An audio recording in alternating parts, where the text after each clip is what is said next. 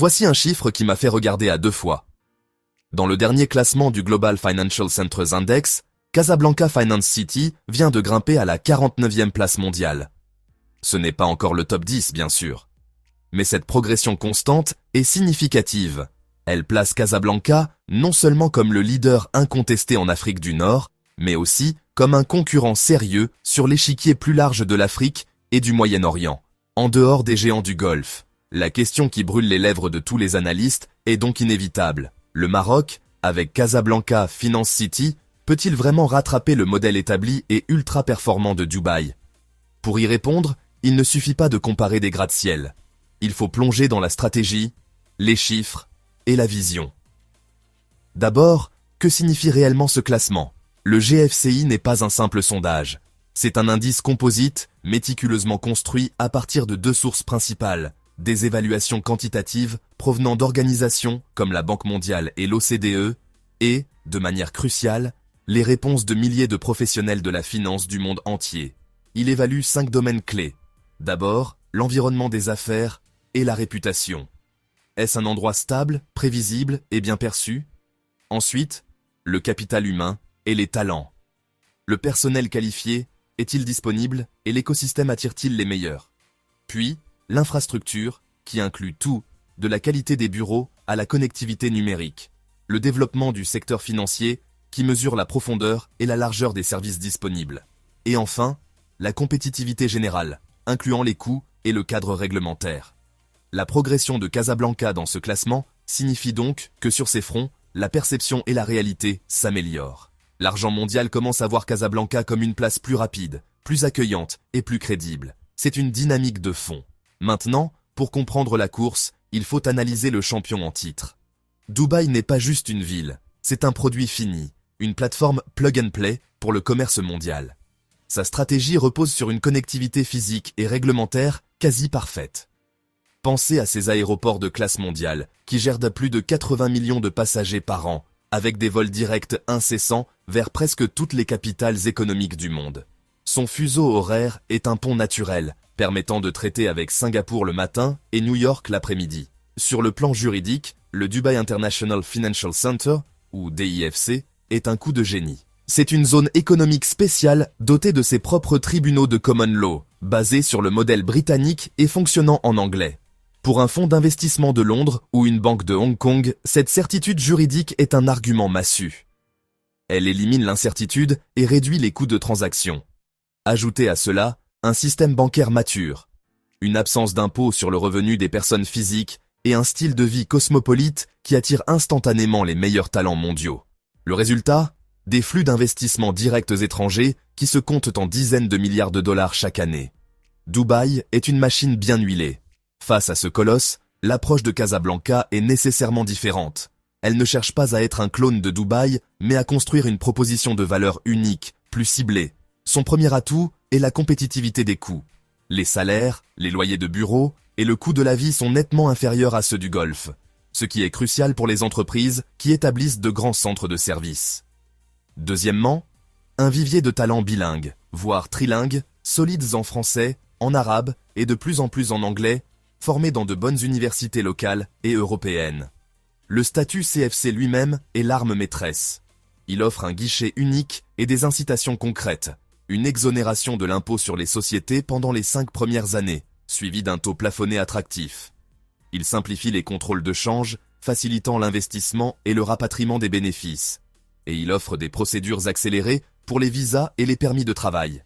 C'est un package pragmatique conçu pour lever les freins administratifs. Et surtout, il y a la géographie. Pour les transactions et les opérations axées sur l'Afrique francophone et de l'Ouest, la proximité culturelle, linguistique et physique de Casablanca est un avantage que Dubaï ne peut égaler. Alors, qui parie déjà sur ce modèle? L'écosystème est plus mature qu'on ne le pense. Plus de 200 entreprises internationales de premier plan détiennent désormais le statut CFC. Prenons le secteur bancaire. De grandes banques panafricaines et internationales utilisent CFC comme hub pour leurs activités de financement de projets et de commerce en Afrique subsaharienne. Elles y trouvent un cadre réglementaire aligné sur les standards internationaux et un accès direct aux marchés locaux. Dans le conseil, les Big Four, Deloitte, PwC, EY, KPMG sont tous là. Ils ont établi à Casablanca leurs sièges régionaux pour couvrir non seulement le Maroc, mais toute l'Afrique du Nord, de l'Ouest et centrale. Ils y centralisent leur expertise pour servir des clients sur tout le continent. Et puis, il y a la logistique. Avec le port de Tanger Med, le plus grand d'Afrique et de Méditerranée, le Maroc est une plaque tournante du commerce physique. Des entreprises de logistique et de transport maritime ont installé leur centre de décision à CFC pour piloter leurs flux entre l'Afrique, l'Europe et les Amériques. Ajoutez les géants industriels locaux, comme le groupe OCP, et vous obtenez un véritable écosystème où la finance, le conseil, la logistique et la technologie se nourrissent mutuellement. Mais soyons clairs, la route est encore longue. C'est ici qu'intervient le décalage avec Dubaï. Casablanca doit encore combler plusieurs lacunes stratégiques pour passer au niveau supérieur. Le premier chantier est la profondeur des marchés de capitaux. Pour devenir un centre financier majeur, il faut un marché boursier dynamique. Casablanca a besoin de plus d'introductions en bourse, notamment de la part des champions nationaux et des PME à fort potentiel. La liquidité sur les marchés obligataires et des changes doit aussi s'accroître pour permettre des transactions de plus grande envergure et une couverture efficace des risques. La vitesse d'exécution des transactions, bien qu'en amélioration, doit encore gagner en efficacité pour rivaliser avec les plateformes mondiales. Le deuxième point est la certitude juridique. Bien que le cadre CFC soit solide, en dehors de cette zone, la perception de la prévisibilité du système judiciaire pour les litiges commerciaux complexes et transfrontaliers doit encore être renforcée.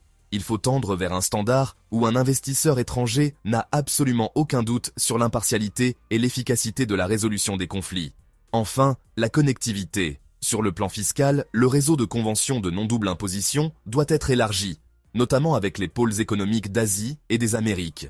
Et sur le plan physique, malgré un bon réseau africain et européen, il manque encore des liaisons long courrier directes et fréquentes vers les grands hubs financiers comme New York, Singapour ou Tokyo pour intégrer pleinement Casablanca dans les flux financiers mondiaux. Le talent est une force, mais aussi un défi. Le Maroc produit d'excellents ingénieurs et gestionnaires. Cependant, les profils très spécialisés et expérimentés, les experts en financement structuré, les gestionnaires d'actifs sophistiqués, les vétérans du capital risque ou les fondateurs de fintech ayant déjà réussi à grande échelle, sont encore rares. Attirer ces profils de l'étranger et accélérer la formation des talents locaux à ces métiers de pointe est une priorité absolue. Et oui, l'intégration numérique et la flexibilité des devises doivent continuer à s'améliorer. L'objectif est de rendre les transactions financières aussi fluides et dématérialisées qu'à Dubaï, Londres ou Singapour. Cela passe par la modernisation des systèmes de paiement, une plus grande flexibilité du dirham pour les opérations financières internationales et une interopérabilité parfaite entre les banques, les régulateurs et les entreprises. Alors, quel est le plan de match ? À court terme, sur les 12 à 24 prochains mois, l'accent sera mis sur la digitalisation des procédures, l'accélération des réformes du marché des capitaux et la signature de nouvelles conventions fiscales. À moyen terme, d'ici 3 à 5 ans, l'objectif est de voir une augmentation significative des introductions en bourse, l'émergence de plusieurs fonds de capital risque de taille continentale basés à CFC et l'ouverture de nouvelles lignes aériennes stratégiques. Le risque principal est la lenteur de l'exécution.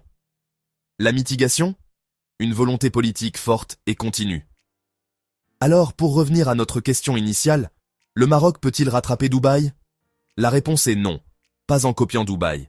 Ce serait une course perdue d'avance. La vraie stratégie, c'est de s'approprier une niche et d'en devenir le leader incontesté, la porte d'entrée vers l'Afrique.